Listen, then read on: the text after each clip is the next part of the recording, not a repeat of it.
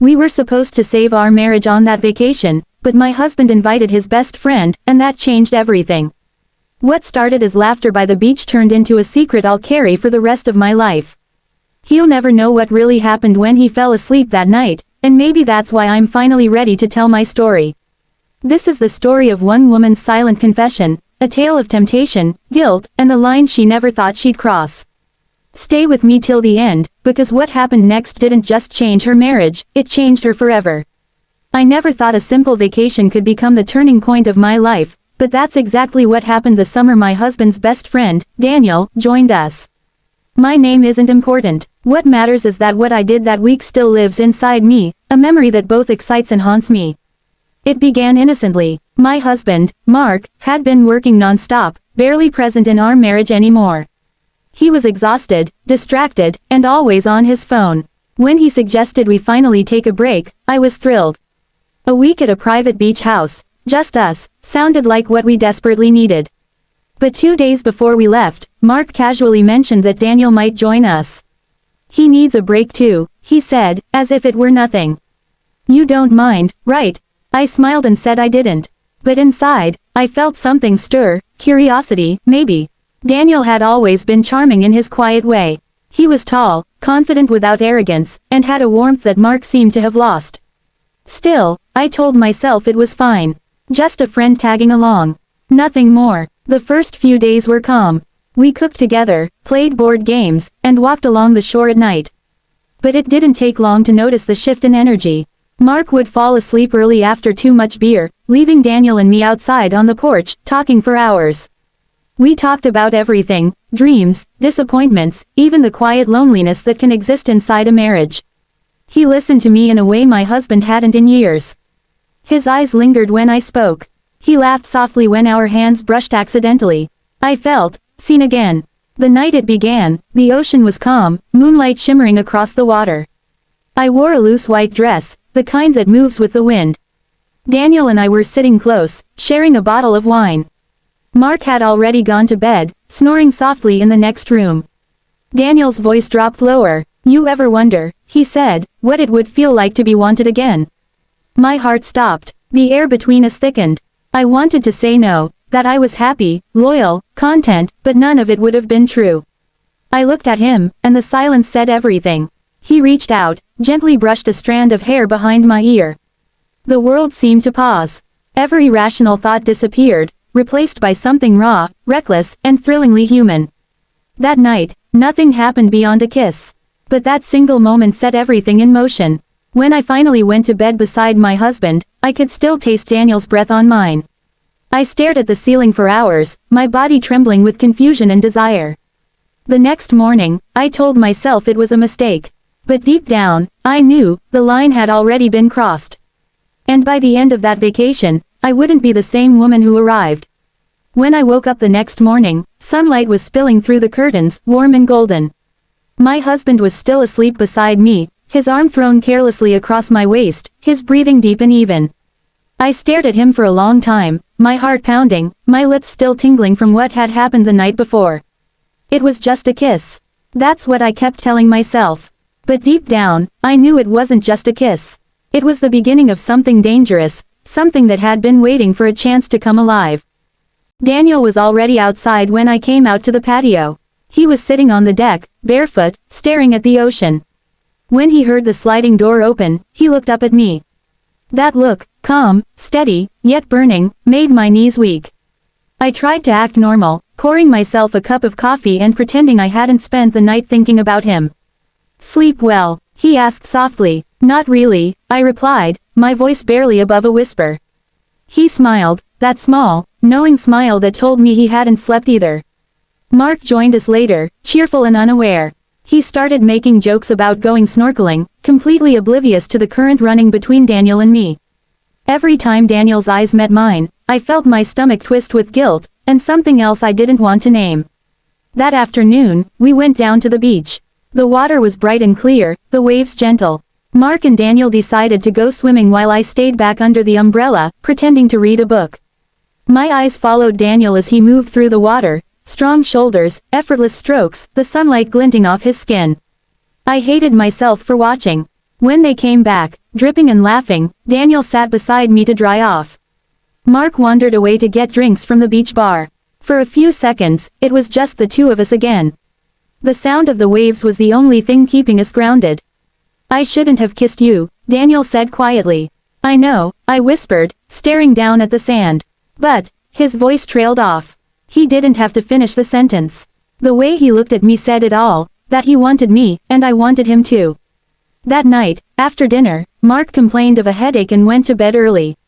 I tried to do the same, but my body was restless. I sat outside, watching the moonlight dance on the water, and it wasn't long before Daniel appeared beside me again. He handed me a glass of wine. Couldn't sleep, he asked. No, I said. You, same reason. We sat in silence, the tension thick enough to cut through. I could hear the distant sound of the waves crashing against the rocks. The air smelled like salt and temptation. When his hand brushed mine, I didn't pull away this time. I let it happen, his fingers intertwined with mine, slow, deliberate, electric. Every nerve in my body came alive. I looked at him, and before I could stop myself, I leaned in. The kiss this time wasn't soft or hesitant. It was hungry, desperate. His hands moved up my back, pulling me closer, and I melted into him completely. Every breath, every heartbeat, every ounce of guilt dissolved into that moment. I can't, I whispered against his lips. Mark's inside. I know, he murmured, his forehead resting against mine. But tell me to stop, and I will. But I didn't tell him to stop. When his hand slid under my dress, I froze, torn between fear and want. My heart was racing so fast I could barely think. For a split second, I imagined Mark waking up and walking out to find us. That image should have scared me enough to stop.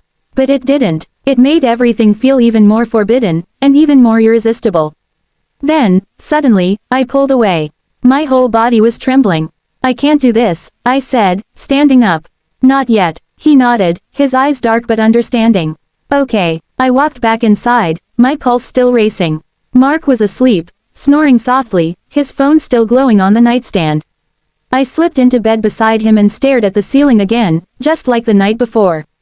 Only this time, I wasn't confused. I knew what I wanted. And I knew that if Daniel and I were left alone again, I wouldn't stop him next time. The day after that second kiss, I tried to avoid him. I thought if I just stayed close to my husband, the feelings would fade, that the heavy guilt pressing against my chest would finally let me breathe again. But it didn't, it only grew heavier. Mark seemed more relaxed than ever, smiling, laughing, even holding my hand the way he used to. It should have made me happy, but instead, it made me ache inside. Because I knew that while he was rediscovering us, I was drifting further away. Daniel barely spoke that morning. He stayed busy, helping Mark fix the barbecue, setting up beach chairs, playing the role of the perfect guest. But every time our eyes met, it was as if the air between us thickened. I couldn't look at him for too long without feeling my pulse quicken. That night, after dinner, Mark decided to stay up late watching a movie. I told him I was tired and wanted to take a walk before bed. I didn't plan to find Daniel. I just needed air, or maybe that's what I told myself to make it sound innocent. The beach was quiet, the stars brighter than I'd ever seen them. The ocean whispered softly, its rhythm matching the unease in my chest. And then I saw him, sitting on the same driftwood log we had shared that first night. When he looked up and saw me, neither of us said a word.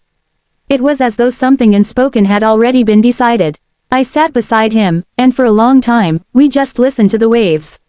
The silence between us wasn't awkward, it was charged, full of everything we wanted to say but couldn't.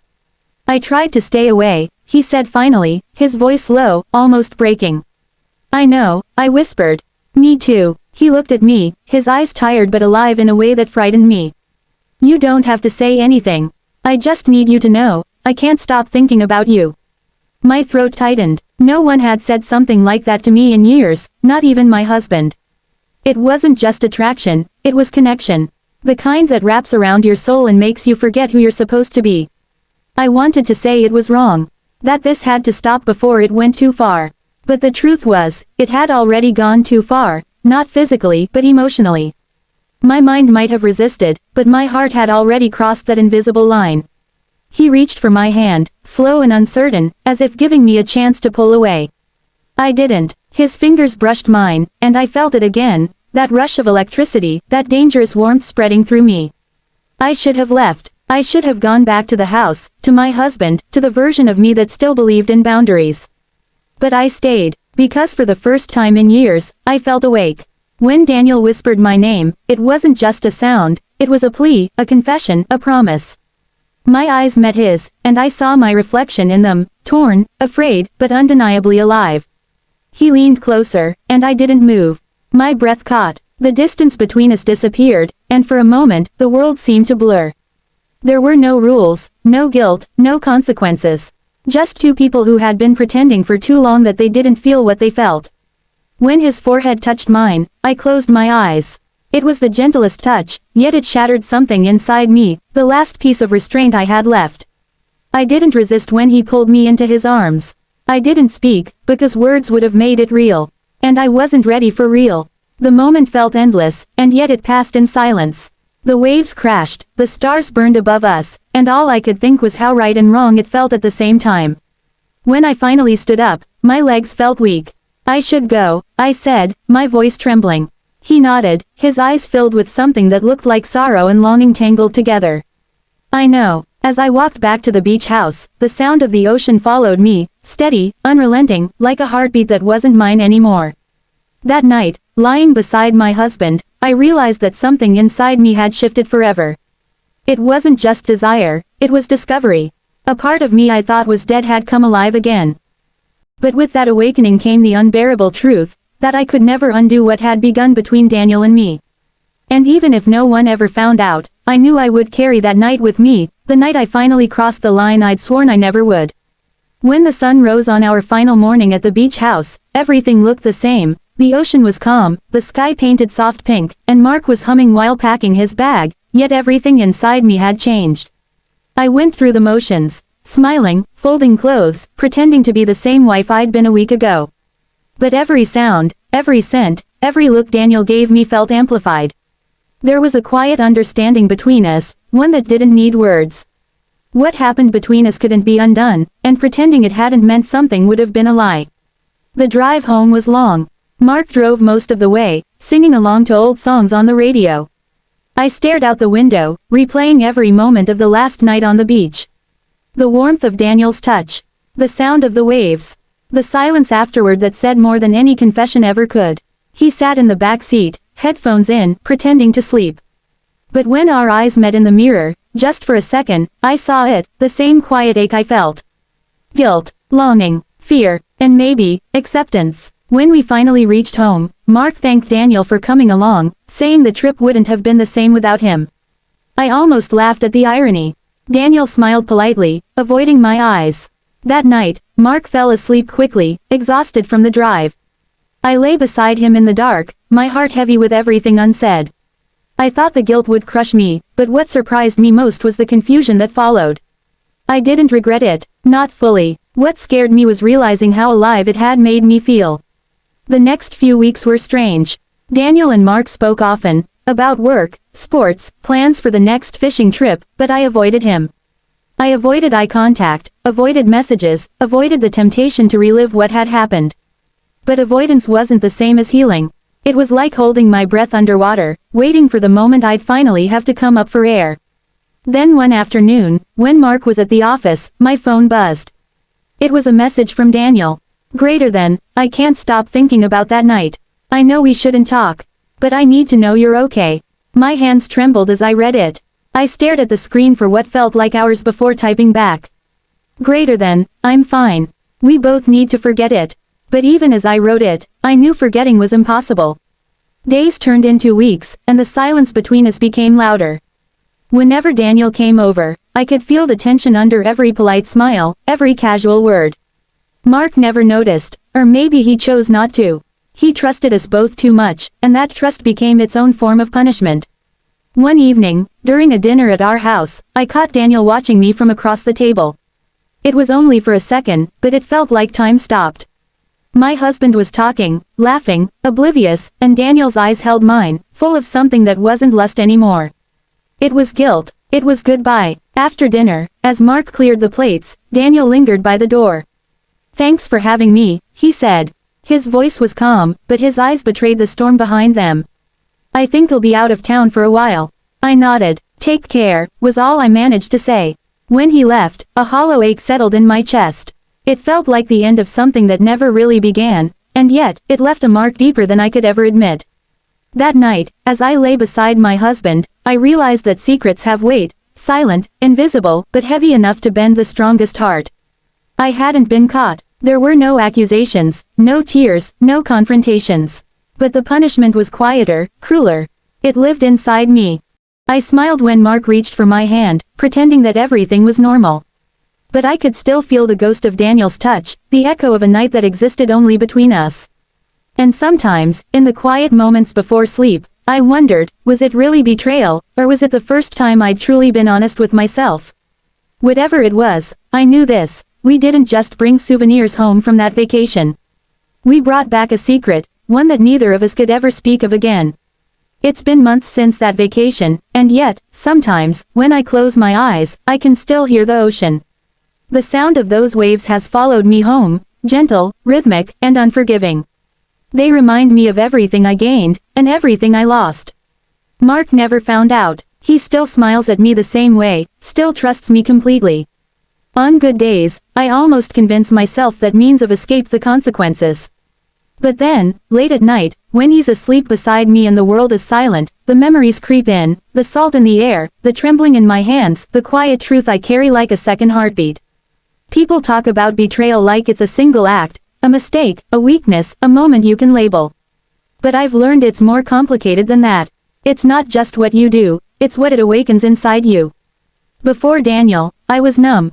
My marriage was polite, predictable, safe, like a song that plays on repeat until you stop hearing it. I didn't want to destroy what I had. I just wanted to feel alive again. And that's what Daniel did. He reminded me that I was still a woman, not just a wife, not just someone's better half, but a person who could still be seen, desired, and understood. It's strange how wrong things can feel so right in the moment. The guilt came later, heavy, constant, like a tide that never fully recedes. We haven't spoken since that night he said goodbye. He moved to another city for work, and Mark occasionally mentions him in passing. Each time he does, I nod, smile, and swallow the ache that rises in my throat. It's a quiet kind of heartbreak, the kind that never gets closure. I often wonder if Daniel ever thinks about me. Does he remember that night? The way the moonlight touched the waves, the way we breathed each other's names like secrets we couldn't keep. Or has he buried it, like I try to do every day? Sometimes, I draft confessions in my mind, things I'll never say out loud. I imagine telling Mark the truth. I imagine the shock in his eyes, the hurt, the betrayal. And I know the moment I say the words, I'd lose everything, not just him, but the life we built, the quiet rhythm of what we call love.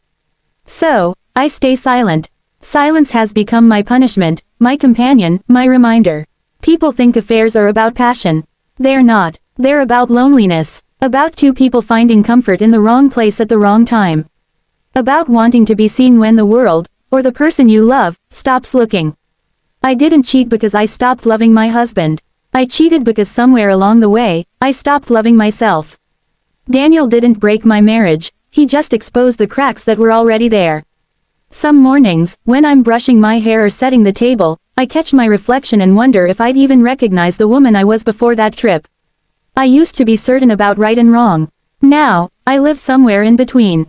The secret I carry isn't just about what happened, it's about what it revealed. That love can coexist with betrayal, that guilt can live beside longing, and that sometimes, the things we hide say more about who we are than the truths we tell. I've learned to live with it. To smile when Mark holds my hand, to cook his favorite meals, to play the part of the devoted wife. Some days, I even believe it. But at night, when the house is still and I hear the soft rhythm of his breathing, I feel the ocean again, that endless, haunting rhythm that pulls me back to the edge of who I was and who I became. I'll never tell him. I can't. It would destroy him, and maybe me too. Some truths are better left buried beneath the waves, where they can't hurt anyone, where they can't be spoken, only remembered. So I carry it in silence. Not as a victory, not as pride, but as a part of me now. A secret I'll never confess. Because sometimes, the deepest betrayals are the ones we live with quietly, and the greatest punishment is not being caught, but knowing exactly what you've done, and having to face yourself every single day. And when I close my eyes at night, I still see the ocean, calm, endless, indifferent. It keeps my secret, even when I can't. Every story has two sides, the one we live, and the one we tell ourselves so we can sleep at night. What happened on that vacation changed everything for her, not because she was caught, but because she learned what it means to carry silence like a shadow. This isn't a story that ends with exposure or revenge. It ends with reflection, a reminder that love, desire, and regret often coexist in the same heart.